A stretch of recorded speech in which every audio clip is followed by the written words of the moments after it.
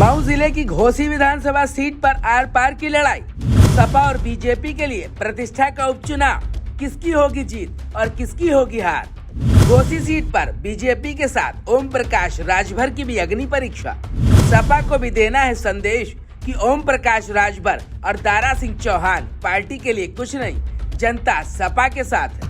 उत्तर प्रदेश में एक बार फिर सियासी संग्राम शुरू हो गया है और राजनीति में एक बार फिर सियासत गर्म हो गई है, क्योंकि उत्तर प्रदेश के मऊ जिले की घोसी विधानसभा सीट पर उपचुनाव है। आपको बता दें कि उत्तर प्रदेश की मऊ जिले की घोसी विधानसभा सीट पर 5 सितंबर को मतदान होना है और 8 सितंबर को मतगणना का रिजल्ट आना है। आपको बता दें कि हाल ही में सपा से विधायक दारा सिंह चौहान ने पार्टी से इस्तीफा दिया और बीजेपी में शामिल हो गए। घोसी विधानसभा सीट खाली हो गई, जिसके बाद इस विधानसभा सीट पर उपचुनाव होना है। दारा सिंह चौहान 2017 की भाजपा सरकार में मंत्री थे और 2022 के चुनाव से पहले वो समाजवादी पार्टी में शामिल हो गए। समाजवादी पार्टी ने उन्हें घोसी विधानसभा सीट से चुनाव लड़ाया और वो घोसी सीट से विधायक बने। दारा सिंह चौहान ने सपा से इस्तीफा दे दिया और बीजेपी में घर वापसी कर ली है। अब बीजेपी ने उन्हें फिर घोसी विधानसभा सीट से चुनाव मैदान में उतारा है। घोसी विधानसभा सीट सपा के पास थी और उसे बीजेपी अपने पास करने के लिए पूरी रणनीति के साथ उपचुनाव लड़ेगी। आपको बता दें कि बीजेपी पूर्वांचल में अब पहले से ज्यादा ताकतवर है, क्योंकि इस समय ओम प्रकाश राजभर भी बीजेपी के साथ है और पूर्वांचल में ओम प्रकाश राजभर की वोट में अच्छी पैठ है।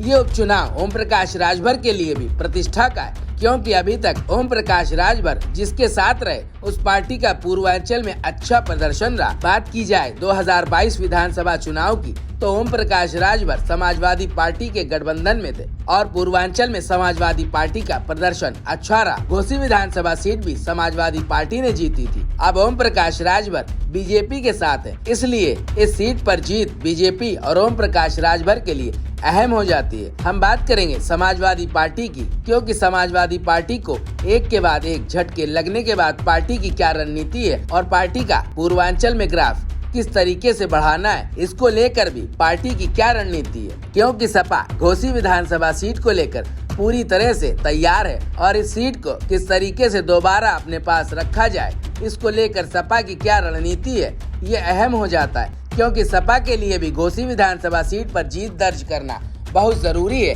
क्योंकि अभी तक यूपी में जो उपचुनाव हुए उनमें से अधिकतर सीटों पर भाजपा ने जीत दर्ज की है। घोसी विधानसभा सीट समाजवादी पार्टी के लिए इसलिए अहम हो जाती है क्योंकि दारा सिंह चौहान और ओम प्रकाश राजभर समाजवादी पार्टी छोड़कर बीजेपी में चले गए हैं। अगर समाजवादी पार्टी घोसी विधानसभा सीट पर दोबारा जीत दर्ज करती है तो प्रदेश की जनता को एक मैसेज जाएगा कि ओम प्रकाश राजभर और दारा सिंह चौहान पार्टी के लिए कुछ मायने नहीं रखते, पार्टी के साथ जनता है। ये समाजवादी पार्टी के लिए अहम लड़ाई हो जाती है, इसलिए घोसी सीट दोबारा जीतना जरूरी है। समाजवादी पार्टी ने सुधाकर सिंह को अपना प्रत्याशी बनाया। सुधाकर सिंह समाजवादी पार्टी के वरिष्ठ नेताओं में से आते हैं। सुधाकर सिंह 1996 में नथुपुरा विधानसभा सीट से विधायक बने थे। 2012 में परिसीमन के बाद नथुपुरा सीट घोसी के नाम से जानी जाने लगी। इस चुनाव में भी सुधाकर सिंह ने जीत दर्ज की। अब सुधाकर सिंह के लिए भी एक बड़ा चैलेंज है